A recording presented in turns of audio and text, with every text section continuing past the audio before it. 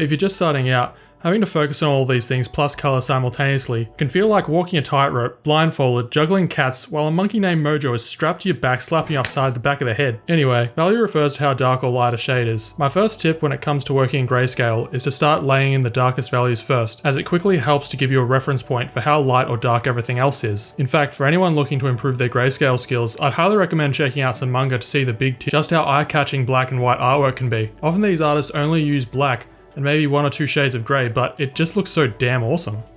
You don't have to use every single shade of grey to make your art look visually appealing. Sometimes the best art is simple or limited. Now this art isn't simple, however it is just limited to black and white, and yet it looks and feels real. So what am I trying to say here? That you need to limit yourself to just black and white? No.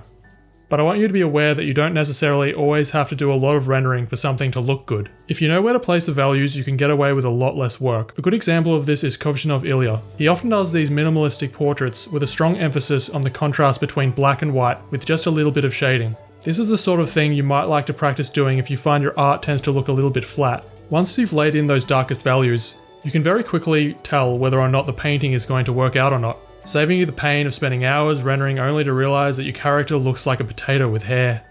Oh yeah, another tip is to zoom out a lot when you're working to see how well it reads from a distance. If you can tell what something is when it's really small and it's eye-catching, that's a good indicator that you're on the right path. You want to avoid zooming in at the beginning and trying to get into the nitty-gritty details. Just chill out and work from a distance so you can see the big picture. I'd encourage you to try and keep it simple, especially at the beginning. In this particular painting, and a lot of the paintings where I start off in grayscale, I tend not to render everything out. I leave areas completely white for the sake of contrast against the darker values, and also because of the way that I plan to add in colour. The whole process is going to be like a sandwich, with the shading in the middle, the base colours beneath, and the overpainting on the top. So on the path to better grayscale painting, the next bit of advice I'll give you is pay attention to shapes. Pay attention to the overall shape of whatever it is that you're painting. If you're painting the shadows on a face, for example, see if you can simplify the shadow shapes. If you're having trouble with this, you either need to find some reference with stronger, clearer shadow shapes, or what you can also do is bump up the contrast to better see what the shadow shapes look like. Go ahead and draw over the top of the photos to break down these shapes and become more familiar with them. The more of these you break down, the bigger your mental visual library will be. You'll start to notice patterns, like where shadows will appear on the face in various lighting scenarios. This will help you to paint things quicker and from imagination. Something else I'll say, which is kind of a no-brainer, but it needs to be said anyway.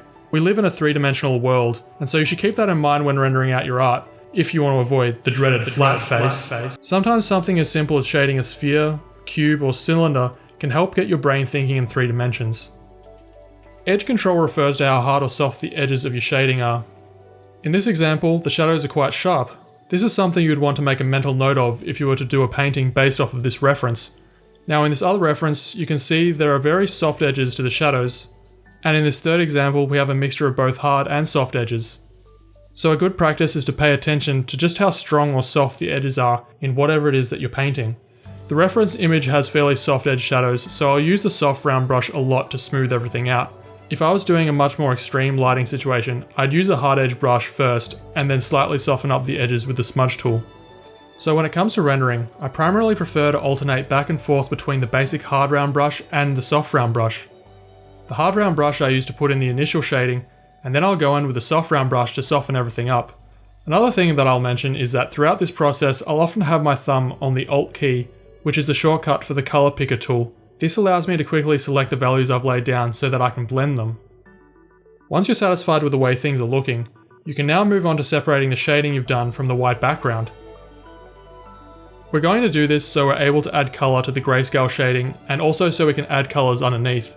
Making sure everything is combined into one layer, you can merge all the layers onto a single layer at the top by pressing Shift-Control-Alt-E on the keyboard. Once you've done this, you can now click on this tab called Channels, then click on this little circle symbol. This will make a selection. However, it's selected the whites, and that's not what we want. So we need to invert the selection by pressing down Shift-Control-I on the keyboard. Now you can click back onto the Layers tab and press Ctrl-J on the keyboard to duplicate the selected layer underneath. If you did it right, now you'll just have the shading without the white background. You can check this out by holding down Alt on the keyboard and clicking on this little eyeball symbol. This will only make the layer you click on visible. so you can see the checkered background underneath and just the shading. So let's create a new layer underneath the shading and just fill that in with white. Just a quick side note for anyone watching this who's using Paint or Sci, there's actually a similar function that allows you to separate the shading from the white background. Simply go to Layer and then click on Luminance to Transparency. So going back to Photoshop, now that we have the shading on its own layer, we're able to give it any color we like by pressing on this little checkered box symbol. What this does is lock the layer transparency, meaning we can color on this layer and the coloring will completely stay within the shading, which is super handy. I usually start off with a dark red color and then set the color mode to multiply. Now next, we're going to create a base selection. This previous merged layer is going to come in handy to help us. So using the magic wand tool, we'll select the background area. Then we'll invert the selection by pressing Shift-Control-I on the keyboard. Then we'll fill it with a fleshy color. Like I mentioned in my previous video, I like to start off with colors that fall somewhere in the middle, neither dark nor light. The same goes for the saturation. Somewhere in the middle usually works best. You may need to clean up the edges a bit by going in with the eraser and brush tool. Now in separate layers, we'll lay in the hair color, eyes, lips, and all that stuff. You can make this process a little bit easier by linking the layers to the bottom of the layer by holding the cursor between the two layers. Press down Alt on the keyboard and a little arrow pointing downwards will appear. Left click on your mouse and then the coloring will be confined to the coloring underneath. Do this for all the layers you want to stay within the character. Now this is looking decent, but we need to make the shading on the top match the colors on the bottom. The dark red color works fairly well on the skin, but it needs to be tweaked a little bit for the areas like the hoodie, the hair, the eyes, the eyelashes, and the eyebrows. So what I'll do is go in with the soft round brush and color the shading with something more appropriate. Like in this case, I want the eyelashes, eyebrows, and hair to be darker, so I'll use black and just carefully paint in these areas to darken them. And remember, the transparency is locked on this layer, so feel free to experiment. You can easily fix any mistakes you make. Also, sometimes you might want this layer to be a little bit stronger. If so, just duplicate the layer by pressing Ctrl J, lower the opacity a little bit, and then merge it down by pressing Ctrl E. So now what? Well, the skin is looking a little bit boring, so we can start there. Let's pick the skin color and then shift it over to a more reddish hue. And then softly with a brush of your choice, lay in a bit of redness to the nose and cheeks. But don't overdo it though, she'll look like she's sunburnt. Now we need to lay in some light, so color picking the skin again, we're going to shift to a lighter, slightly more yellow hue. And just like I explained in my previous video, it's often helpful to think in shapes like triangles, squares, rectangles, diamonds, etc. instead of circles. Why? Because these shapes help describe the form and the structure of the face much more effectively.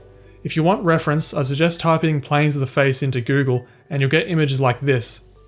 Personally, I found these to be super helpful in better understanding the structure of the face and where to place light. So I've got a good foundation now, and the bulk of the information that we need is there. Color, light, shadow. Now, it's just a matter of refining what we've laid down. Look at the reference and notice some of the differences between what you've done and the photo. What needs changing? So on a layer above everything is where I start the paint over stage. This stage is something I have trouble explaining step by step, as it's very much based off of intuition and the overall idea of what I want the picture to look like. It's just all about refining what I've already laid down. I'll tweak the colours quite a bit, and I ended up going to town on a face with a soft round brush to get a smooth porcelain look. I wasn't digging the colour of the jacket, so I completely painted a new colour scheme over the top. This phase of the painting is what varies the most from painting to painting. Sometimes I only need a little bit of time spent over painting to be happy with the way it looks, but other times I need quite a lot of time. So just to sum things up, pay attention to the shapes you can see in the picture, especially the shadow shapes. Pay attention to values, how light or dark things are in relation to each other, preferably starting off with the darkest values first. Pay attention to how hard or soft the shadow edges are. Oh yeah, and finally, read some manga.